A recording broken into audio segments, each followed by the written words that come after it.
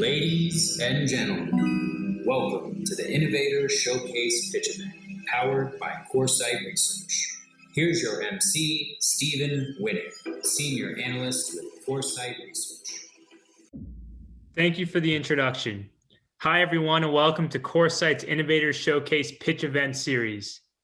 Today, we'll be discussing the future of retail and look at innovative technologies that are supporting next-generation retailing.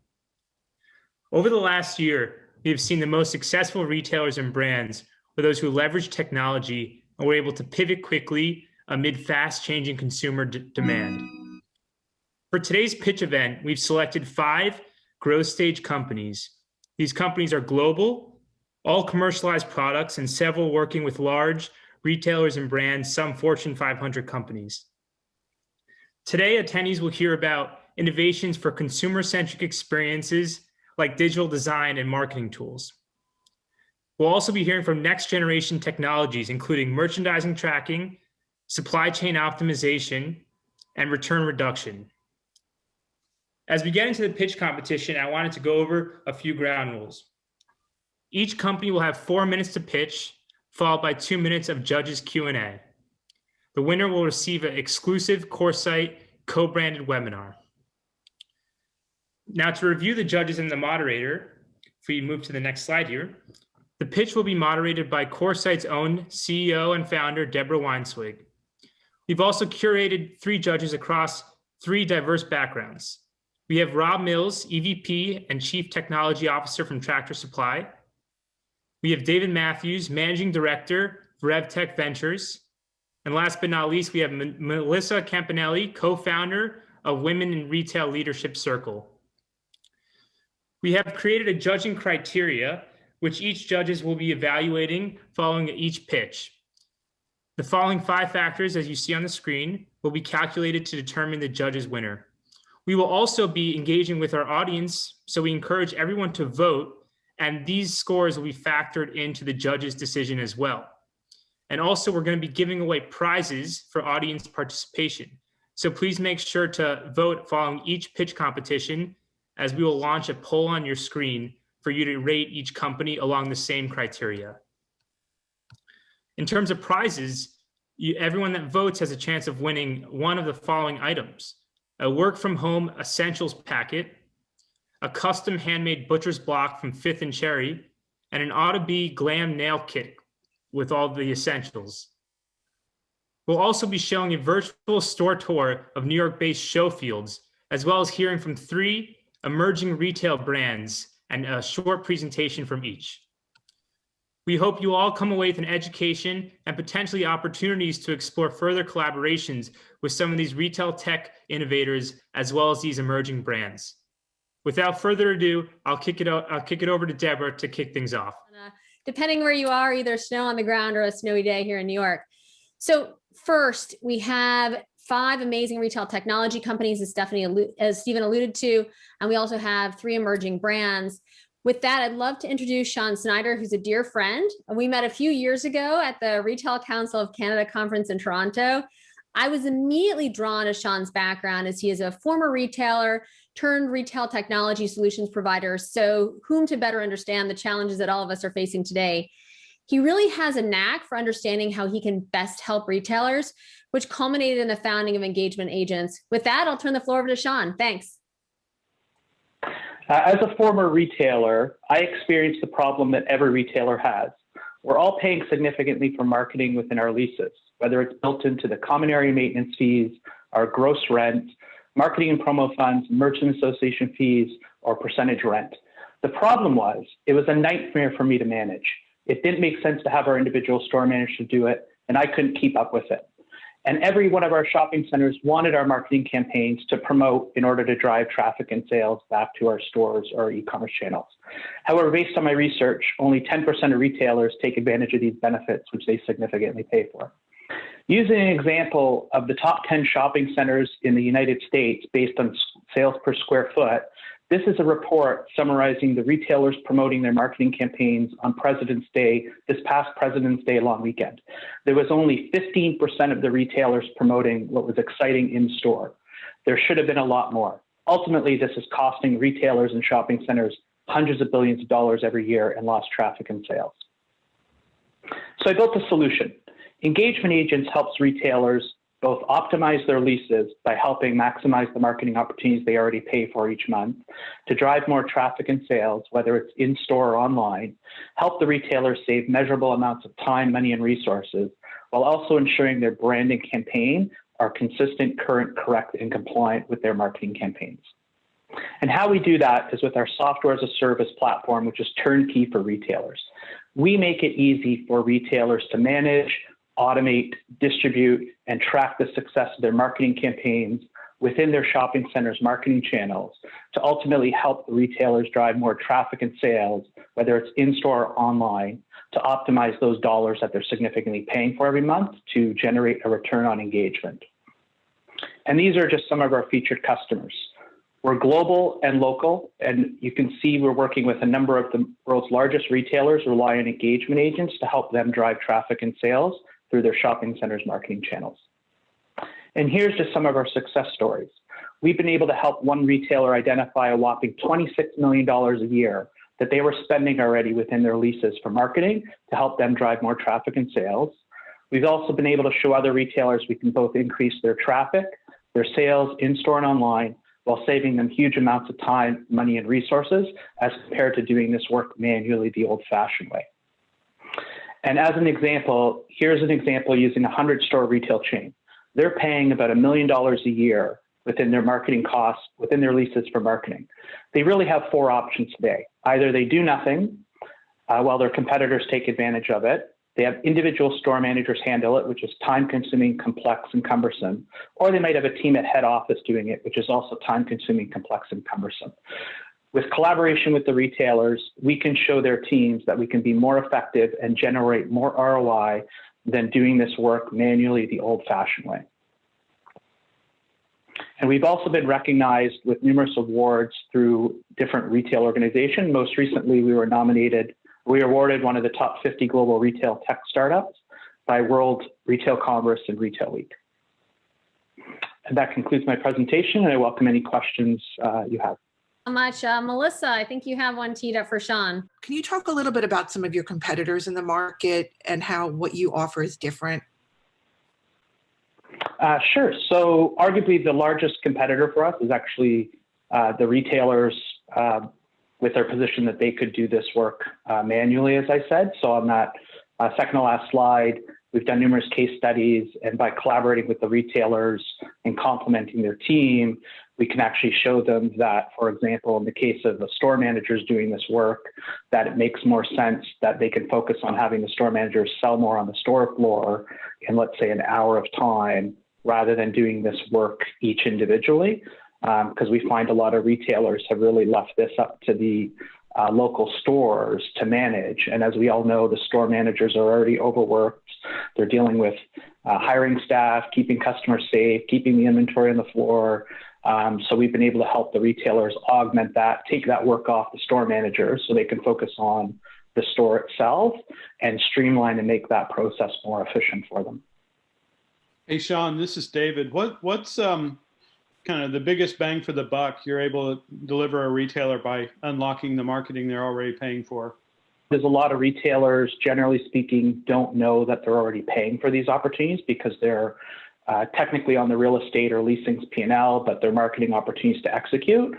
So in the one example I was referring to earlier, we helped a retailer identify that they were spending about $2,000 a month, which was built into their leases. So again, whether it's through their common area maintenance fees, gross rent, percentage rent, et cetera, but mathematically that worked out to be a whopping $26 million a year that they were missing out on driving traffic and sales and getting ahead of their competition. This is Rob Mills. Great presentation. Retailers today are really, as you know, hyper-focused on data, customer insights around their behaviors. Can your data integrate with retailer CRM tools? Full visibility and transparency, so they have access to all the information and they can tie that back into their own internal tools, or we can work with their tools to help them complete the story, if you will. Great, Sean, that was fantastic. Thank you so much for joining us. To go to our next presentation from David Klein. I had the opportunity to meet Inspectorio when they were really at the beginning of their journey, as we were both Hong Kong based.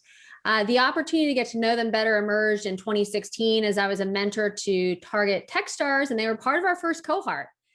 Focus and also deep understanding of the supply chain. David is no stranger to the stage and always really leaves me feeling invigorated. With that, I'll turn the stage over to David. Thanks for joining us.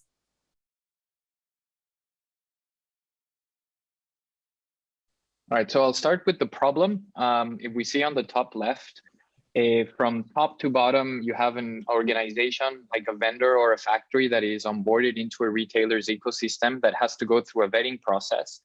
After that vetting process and going through all of the different checklists, they go into pre-production, production, inspections, distribution center inspections, returns, and ideally get also customer review data in. And then within the production process, there's also the need for tracking not only the processes of production, but also production itself.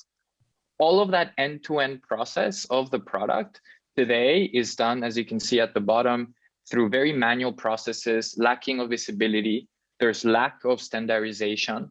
Data is not being consolidated. It's very difficult to collaborate across all of that process between retailers, vendors, and factories, and there's a lack of actionable insights. If we look on the top right, the relationship is very linear between retailers, vendors, and factories. So all of that end-to-end coordination that needs to take place, it's also happening in silos. If we can move to the next slide, please. What Inspectorio has done is to basically transform that relationship into a relationship that takes place within a network. So it's interconnected and all of it takes place on a single platform. So when we look at the graph on the right, at the bottom, you'll see that all of that cycle end to end is now taking place within the Inspectorio platform. So we automate the whole process end to end. We provide analytics to all of the different stakeholders, factories, vendors, brands, and retailers. We leverage machine learning to start predicting, and also through integration, send the data back to all of the different stakeholders. What that unleashes, if we can see at the bottom, is that all of the data is being consolidated in one place. We connect, automate, and optimize all of the operations. It provides vendors and factories actionable insights. They know exactly where the risk areas are. They maximize the resources and focus on those attention areas. Through machine learning, we can generate preemptive instead of reactive. So a lot of preventative and prescriptive insights, improve the relationships and collaboration. And overall, what this means is that you can have a reduction in all of your overhead costs. And that transitions both factories and vendors, as well as brands and retailers, to higher quality and therefore less returns and more compliance. Some key metrics, we work with 23 of the largest brands and retailers around the world. They are some of the largest organizations in the US and Europe.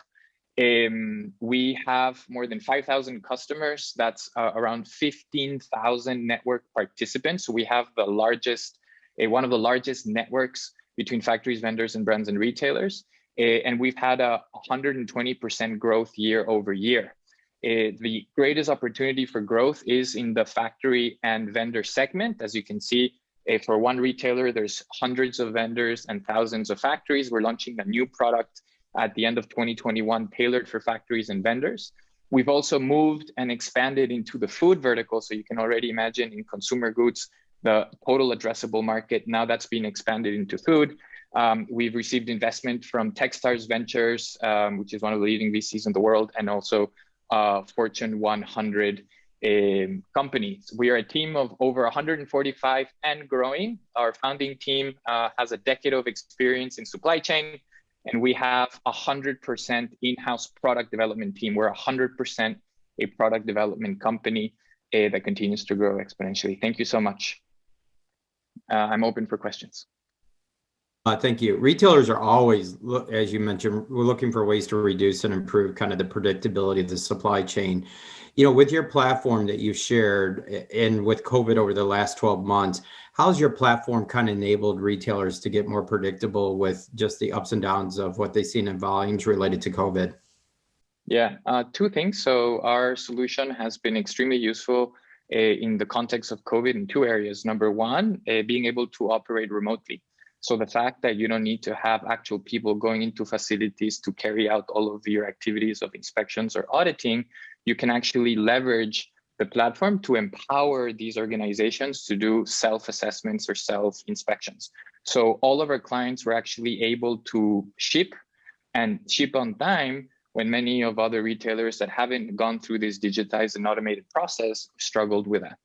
Second, when it comes to production visibility, one of the things that COVID had made a lot of the retailers recognize is that they didn't have that pulse on their supply chain.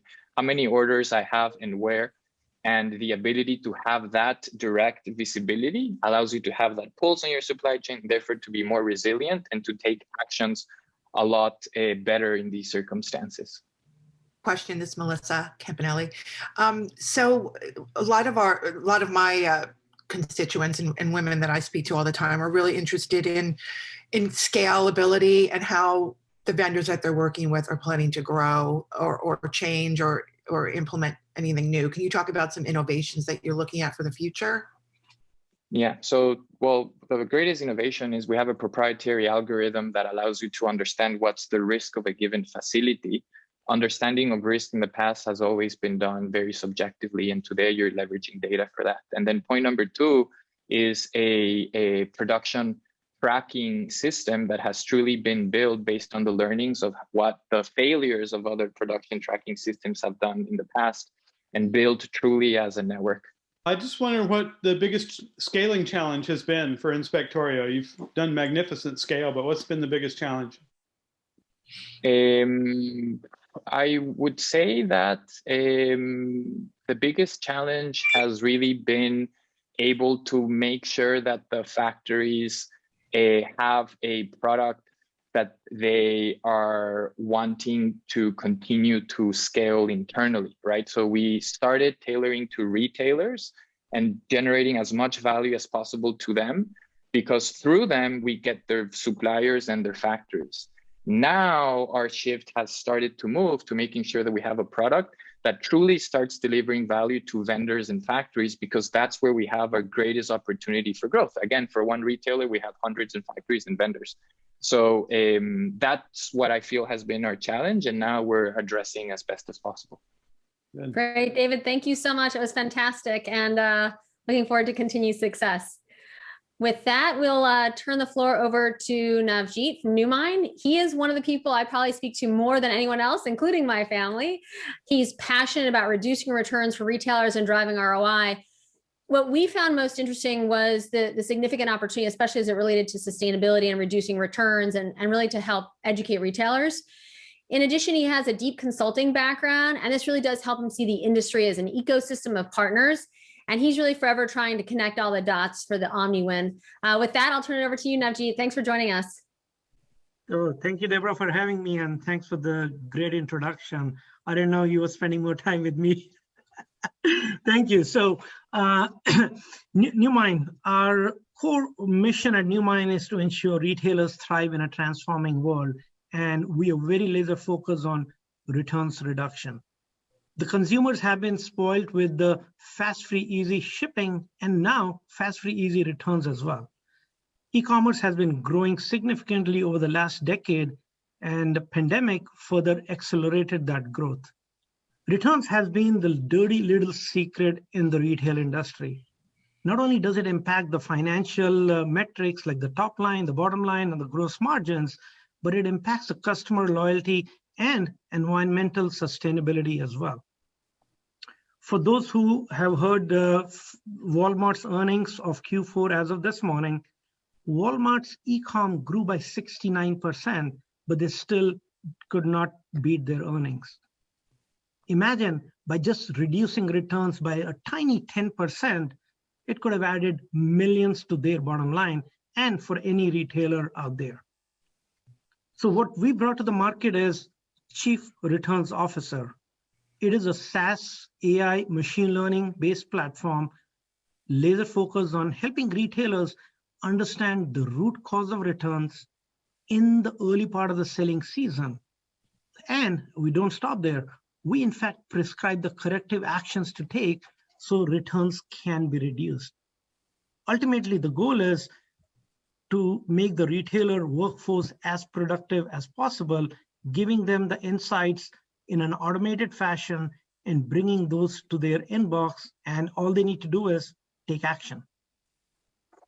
So under the covers, we leverage the retailer's data, the data coming from social media, product reviews, and we run it through our natural language processing algorithms and getting them to that real insight. It's an automated way of getting to the insights and getting to the corrective action.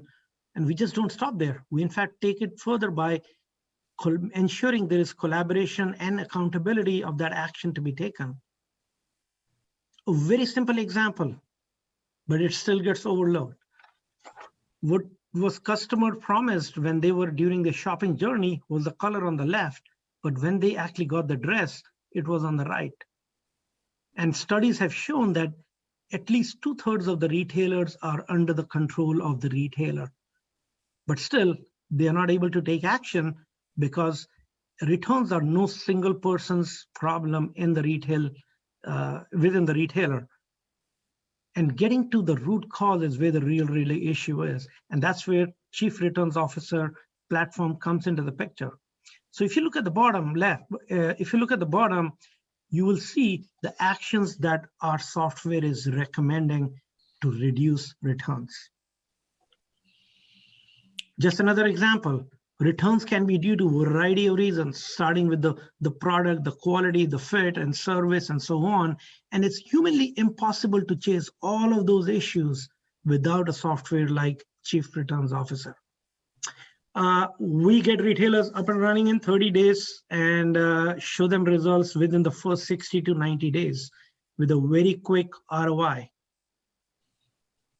We've been featured in Wall Street Journal as of last week, and we were one of the innovators in the return space. And we were highlighted alongside Walmart and Amazon on how they are treating returns by just letting the customer keep it. But for a typical retailer, that is not a sustainable practice. This is how we differentiate our solution. Retailers absolutely have to manage the returns, the reverse logistics and disposition, but that's all reactive.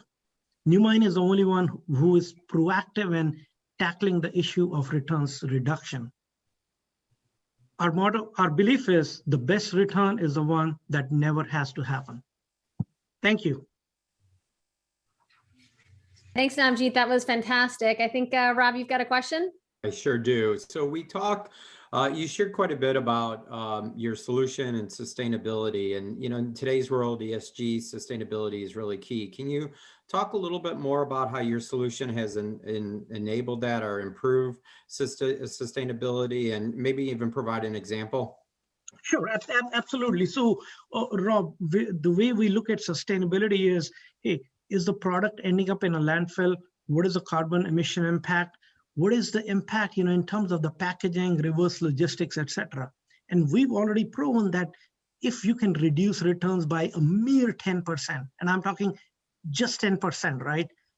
All of those, goods going to the landfill or the corrugate needed to ship the product back, or the UPS and the DHL and the FedEx shipping the product back. And again, any retailer who is focused on ESG measurement, they can clearly track this all the way back to returns reduction. Thank you. Sure. Navjit, this is David. So does the retailer have to hire a dedicated resource for this? Because I see this as a recommendation engine that requires action on the retailer's part. Do they have somebody in a role that's already tasked for this? Or is it... Yeah, so David, we are a pure software company and we provide recommendations to the existing workforce of the retailer. Today, for example, we're not asking them to add any additional headcount. And these corrective actions are going to be taken by, let's say, web merchandiser, their buying team, their sourcing team, marketing team. So we're making their existing workforce highly productive. Thank you. Sure. I don't know if we have time for another quick one. several folks have been asked this question. I'm going to jump in as well. How has your business changed because of COVID, and do you see it sort of maintaining the changes that you saw going forward? So, Melissa, as I indicated earlier, pandemic accelerated e-commerce, and as e-commerce has grown, returns are growing at the same pace. And our goal is, even if we can just flatten the curve of returns by a tiny bit, I mean, it impacts not only the financial bottom line of the retailers, sustainability, as I answered to Rob as well, and on top of it, hey, no customer is eager to go and purchase in anticipation, hey, I'm going to be returning this product, right? So it's all about, at the end of the day, customer satisfaction, customer loyalty as well. And this has been a dirty little secret of retail, and nobody's been willing to take an action just because it's not easy. And that's the reason we brought our software, and we called it Chief Returns Officer, because that position does not exist in retail today. We appreciate it. I guess the dirty little secret's out. Pitch, we're going to share a short video from a company, Showfields, based in New York, that is reimagining the retail experience. Retail stores are continuing to close in droves. Retail is dying. Threat to retail. Retail apocalypse. Retail is not dead. It's evolving.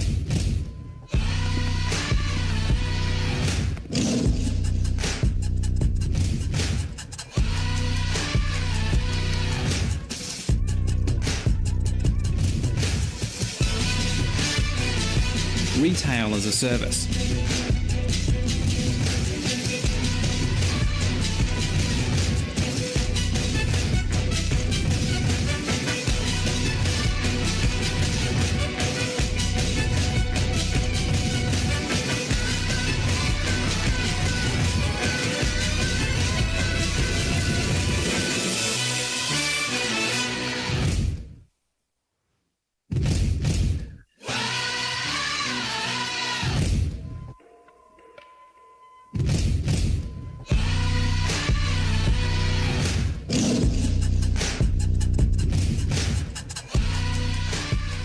This unique set of ingredients creates an experience which just makes you want to share it. And it's no wonder that Showfields is becoming the place that brands see as made to carry their story.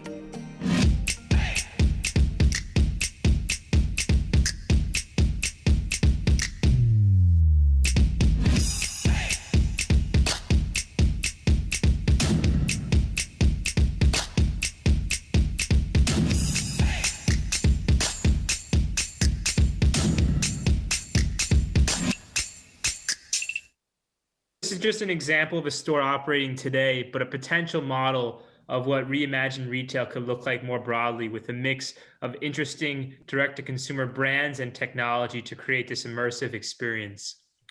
Now handing it back over to Deborah to get into our next pitch. Great. Thanks so much, Stephen. And I've always enjoyed spending time at Showfields. It's an adventure like no other. So with that, I'll hand it over to Willie in a second. I've known, as I went through and kind of put this together, I'm like, I've known Willie for almost 2 decades, starting from his early days of Profit Logic when I was at Citi, and we had gotten to know them well. He then joined Oracle, and after the acquisition of Profit Logic, and I was one of the founding members of the Oracle Retail Strategy Council, so continue to spend time with Willie. And then from there, he joined another company who we advised, which was Revionics, and then CI Value, who's also an Innovator Intelligence client of Coresight's. So he's been at 4 amazing companies and had a significant impact on them all. So I assume, as much as we know Nexite as well, but that Nexite is destined for greatness with Willie on board. With that, I'll turn it over to Willie. So my name is Will Rothstein. I'm the Chief Commercial Officer here at Nexite.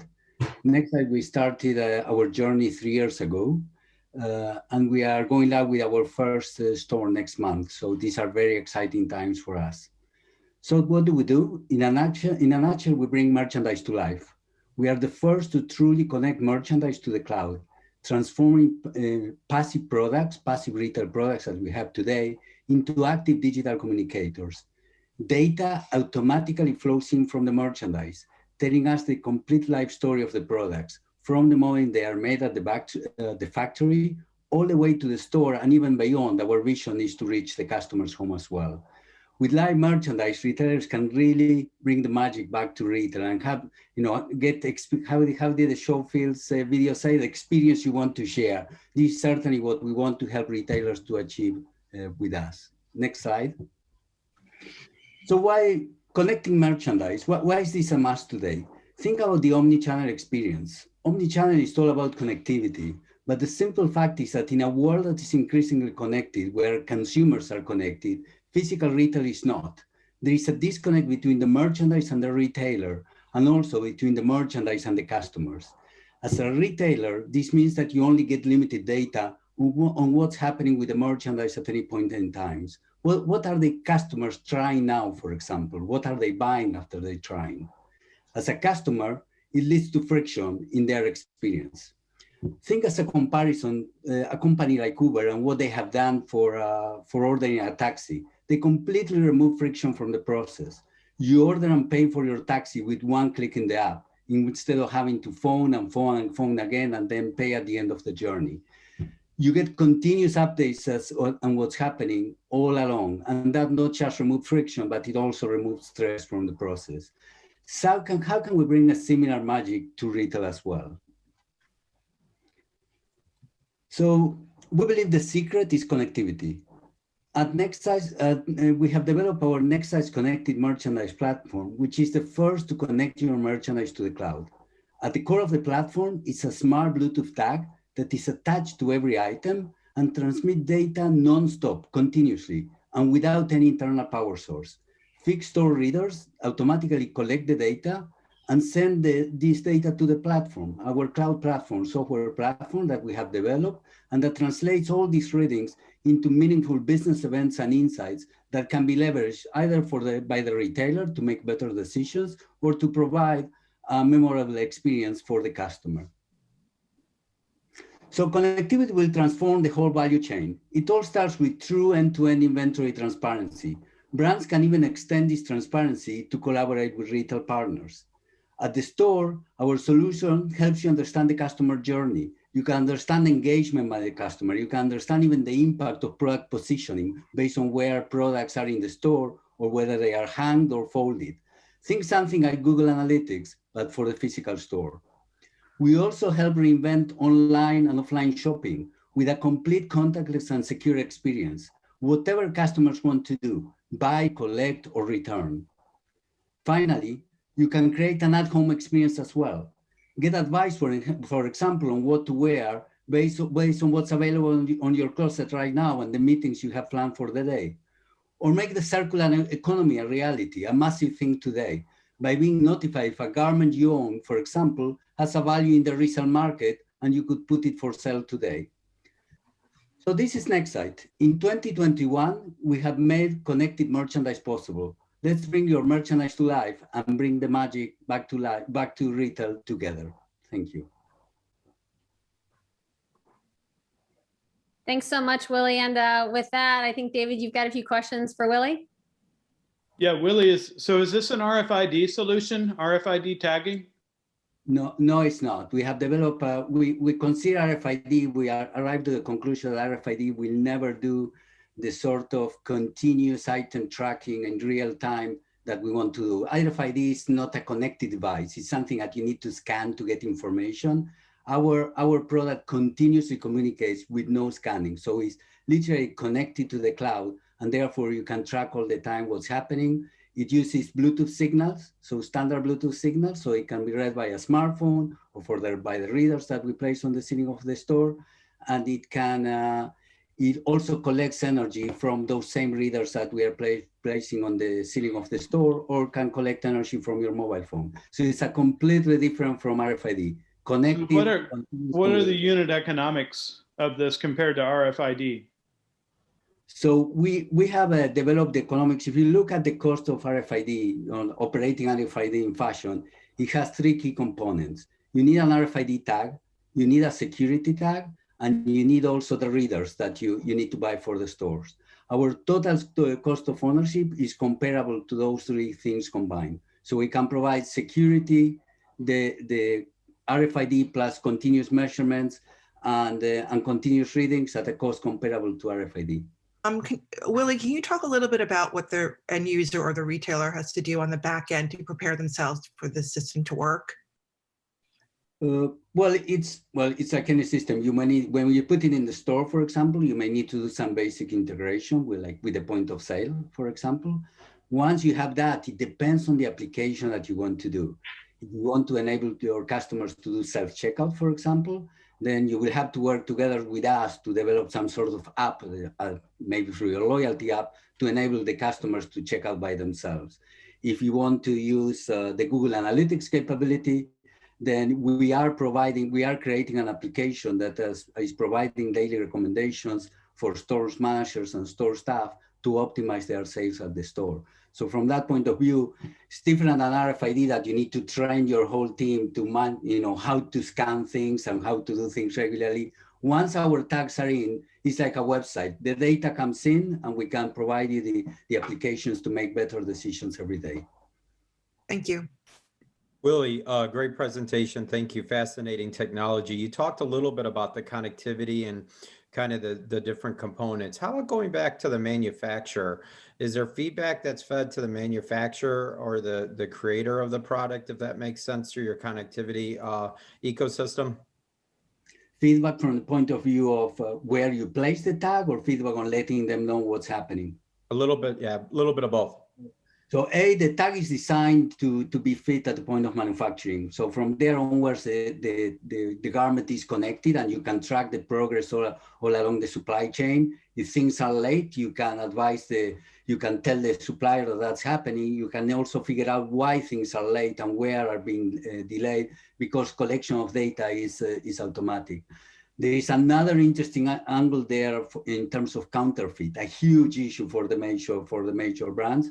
As a side benefit of our solution, you also get a real digital identity for the garment that is you cannot copy.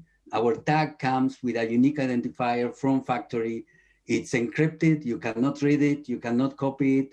So if you are, Gucci or whichever luxury brands, you can, as a customer, you can scan the product and validate that it's a really Gucci product. And if the customers, the suppliers have put products in the gray market, you can even police that and find products that haven't come into the Gucci supply chain, but somehow found their way into the gray market. So it's a great potential just there, on the side. Connectivity really changes everything. And that's why we are so excited about the potential here. Great. Thank you. Willie, thanks so much. And Rob, thanks for the great question. With that, we're going to turn it over to our last retail technology company, Camilla Olson, who's the CEO and co-founder of Savitude. I met Camilla during the second Techstars target cohort in the summer of 2017. I was instantly drawn to the way she thought about complex problems in retail and how technology could solve for them.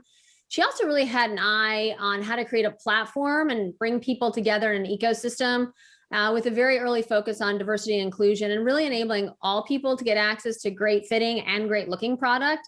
With that, I'll turn it over to Camilla. Thanks for joining us. Thank you so much, Deborah. I appreciate this opportunity. We founded Savitude as a recommendation technology for e-commerce using body shape, clothing silhouette, and design details as the basics for aesthetics. We proved an 11% lift of sales across millions of people at a top 5 retailer. But we saw a problem. We had difficulty finding items to recommend for some consumers because no one had designed for their body shape. Lack of the right choices causes consumers to be disappointed, and overserving consumer shapes results in up to 30% of apparel not being sold and then going to the landfill. Next. Savitude's design studio helps brands adapt fashion for all women's body shapes. To serve consumers fully, we realized we had to adapt our advanced technology to bring inclusive principles into the design process to help brands create and adapt fashion for all women's body shapes.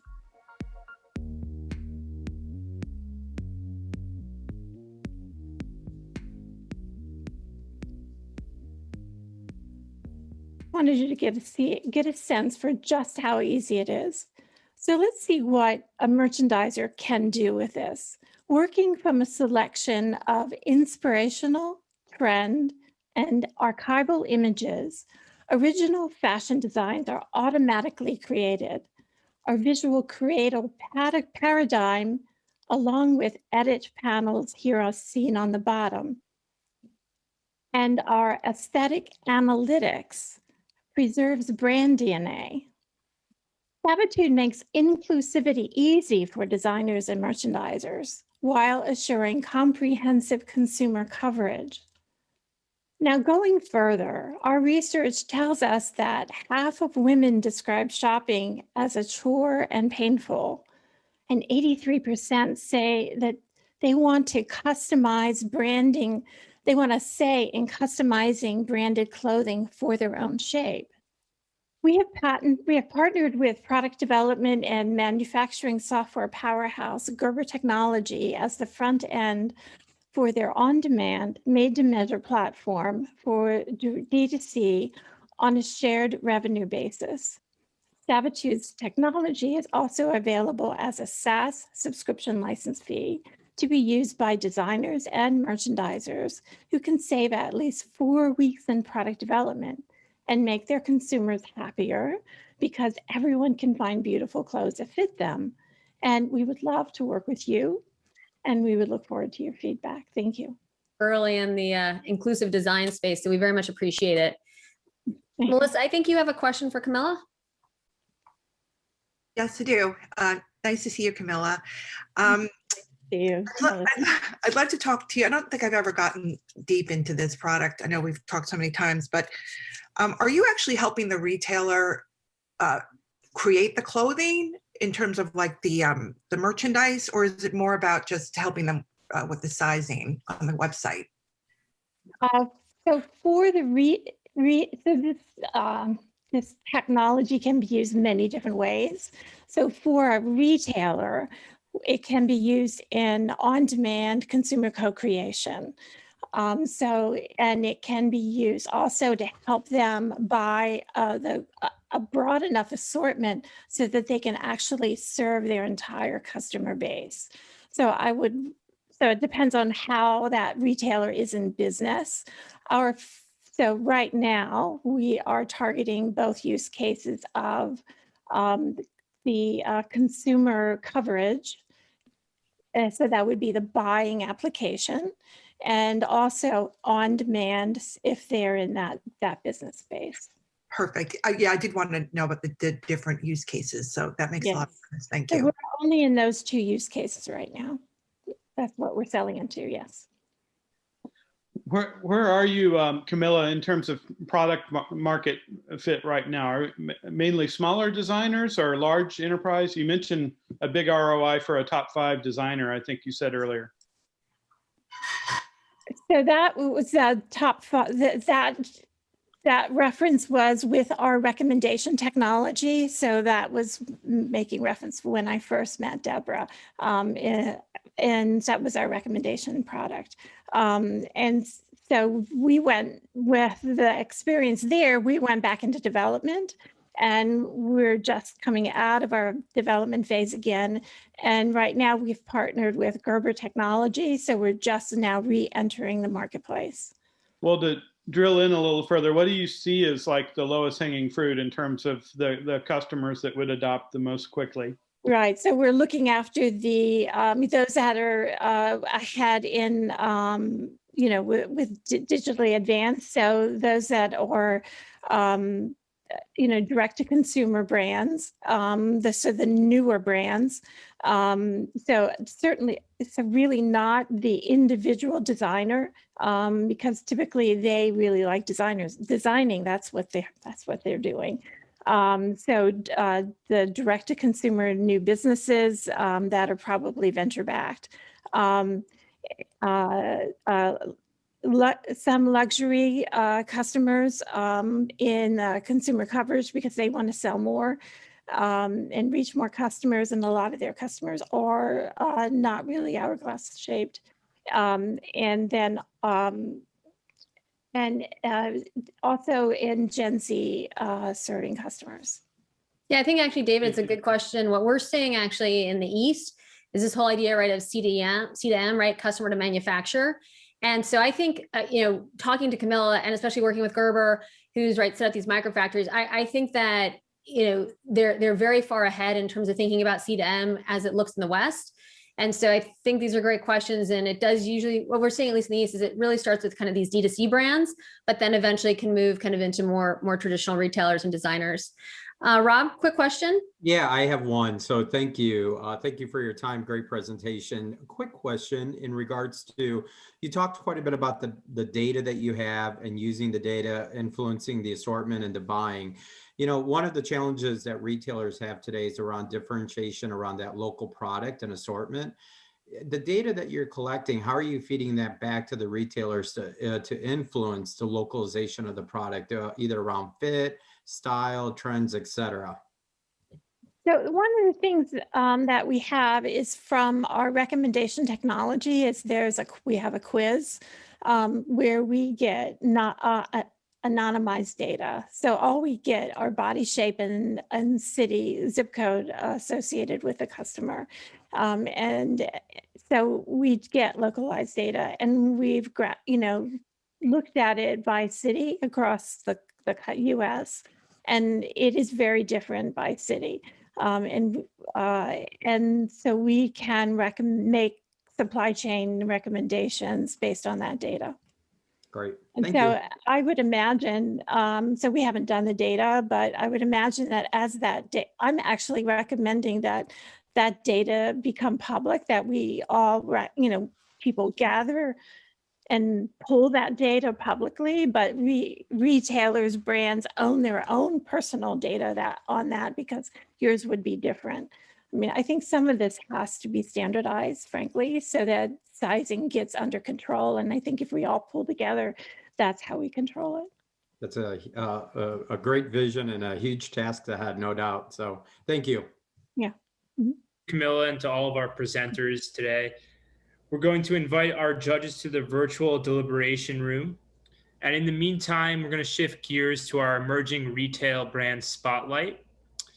To kick things off, I'd like to welcome Samara Walker, founder and CEO of Audibe. Hi, everyone. My name is Samara Walker, and I'm the CEO and founder of Audibe. Audibe is a luxury vegan nail lacquer brand created to reimagine the way women of color experience beauty in a digital, newfound way. I founded Audibe because I really wanted to empower women through beauty and tech while bridging the gap in fashion by showcasing women of color from an editorial focal point within our luxury vegan beauty products. The problem, we all know disproportionate access is a real thing. Minority markets have $3.9 trillion in buying power, but yet we're still underserved when it comes to luxury clean beauty products. Different shades, product offerings, and the brand messaging is just not there. We're misrepresented across various products. And then oftentimes women of color are not at the forefront when creating these beauty products. Therefore, there's no product alignment for various skin tones or undertones. And also the lack of inclusivity. And this is in regards to product marketing. There's no reflection within the branding, product selections, or retail distribution points. And therefore, there's a huge access factor. Our solution, authentic representation across our diverse products.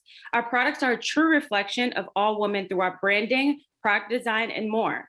We have inclusive products with tech for skin tone alignment. Customers will be able to experience products in real time to make sure that they fit their skin tone and recognition. And also our enriched experiences. We are always creating experiences through our current and past relationships. For example, like New York Fashion Week, we're focusing on highlighting women of color through an editorial focal point. The current market size is worth $532 billion.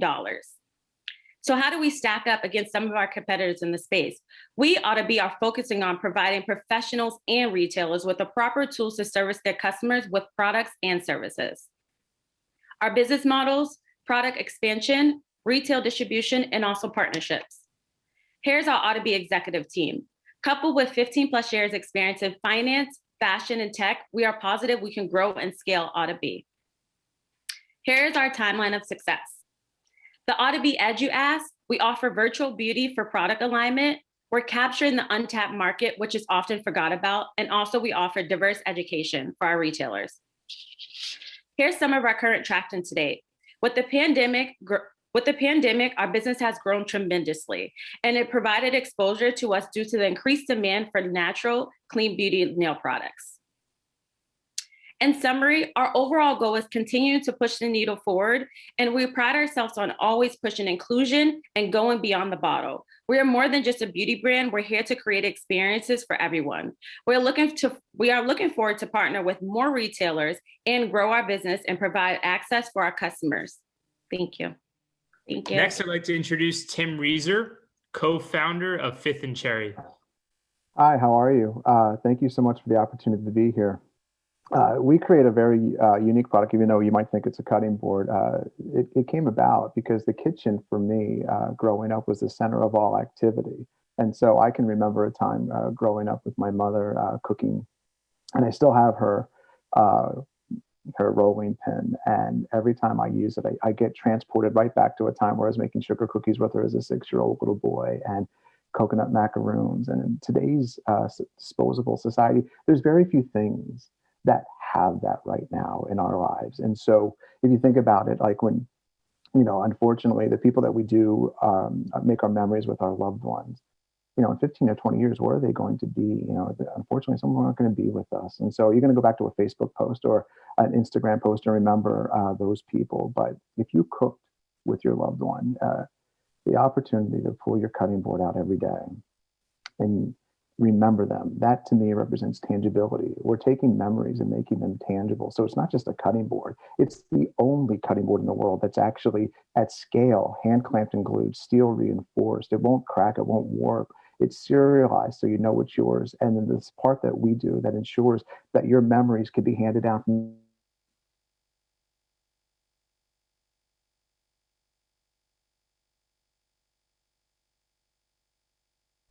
with someone. It's typically an act of love, even though you might do it every day. It's a really, it's an accumulation of memories. And when that person may or may not be gone, or you want to remember that gift, that's a big deal that you pull it out and you get transported right back in time. And so next slide, please. And so with COVID, I believe the world has come to where my heart has always been. I mean, gone are the frivolous and the superfluous. I think that we're connecting more. But that's, look, I was a Marine. I deployed 3 times to Iraq as a Marine Corps aviator.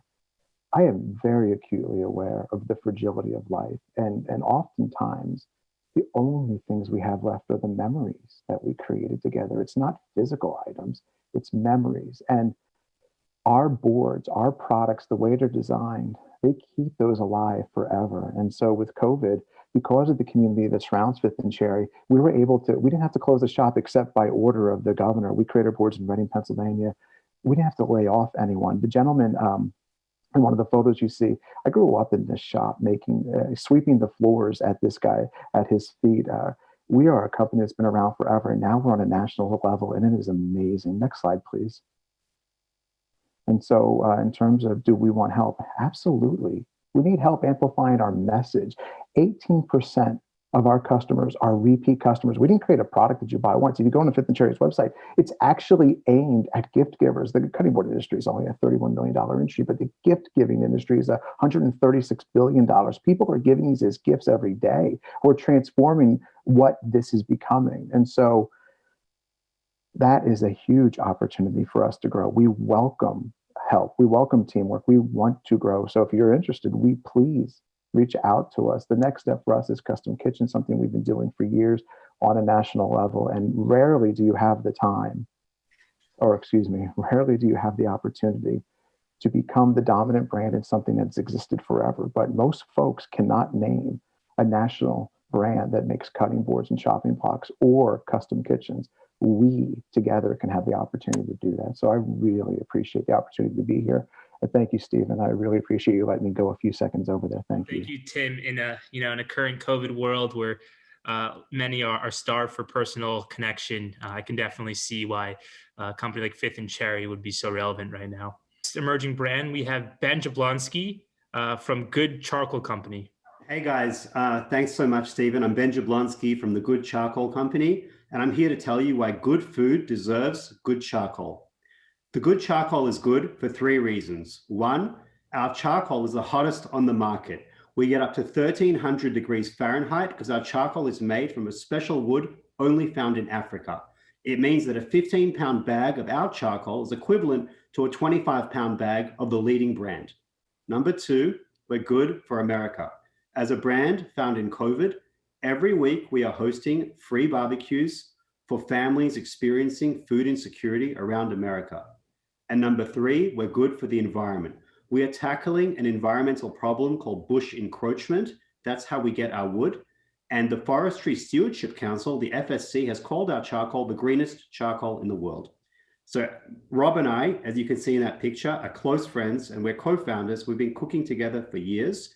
And when we saw COVID happen, we wanted to make a new charcoal company to help people cook, but also help families in need.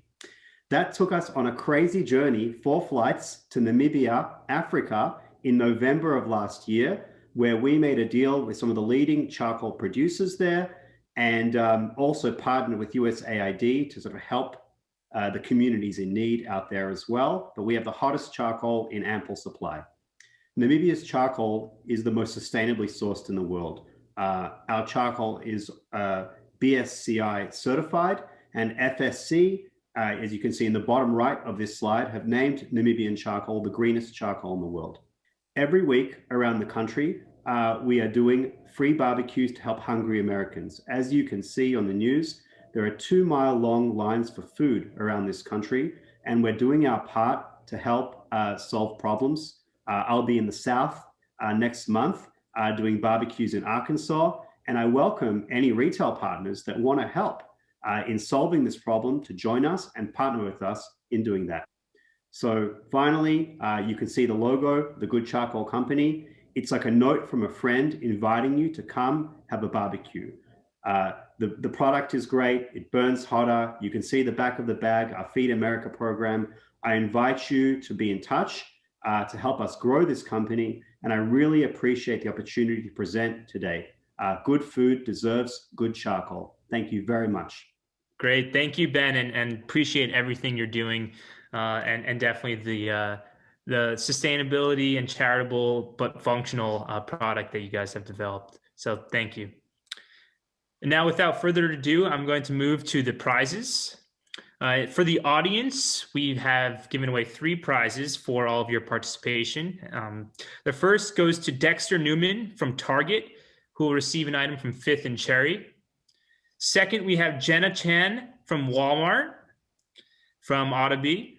And then we have Christina Lake from Sephora, who will also be receiving an item. And now just in, we have our winner elected by the judges. And we have come to the conclusion that Inspectorio is the winner. So David Klein, congratulations. Just want to pass over the video to you if you have any words to say winning this competition. Thank you, Stephen. Thank you, Deborah. Thank you to the judges and to everybody that participated. This is extremely exciting and a huge honor. From the very beginning of founding the company, we've had a consistent mission of truly bringing the interconnected nature of our supply chain into a digital solution that reflects that allows factories, vendors, brands, and retailers to truly cooperate, to truly maximize their resources, and start collaborating in a pre-competitive environment. It feels very great to have this recognition and to know that we continue to push forward in this journey to shape and make the industry more transparent, more efficient, and ultimately making the world better by it as well. So thank you so much. Very, very exciting. Thank you, David. Thank you, Deborah. Huge pleasure. I invite anybody in the audience, of course, if you want to hear more about what we do and what's coming in 2021. We have a very new, exciting developments and products. So feel free to reach out. And again, thank you, Coresight, for making incredible content. I keep on saying that. You're contributing immensely as well. Thank you. Thanks, David. And thanks, Stephen. Stephen, I'll leave it to you for closing remarks. Yeah, thank you, David. And thank you to all our amazing presenters who continue to push the innovation needle forward. I also want to thank all of our judges for joining us today. And of course, you, the audience, for tuning in. We hope to see you all next week for our Placer AI webinar taking place Tuesday. And have a great rest of your day. And looking forward to seeing you all next time.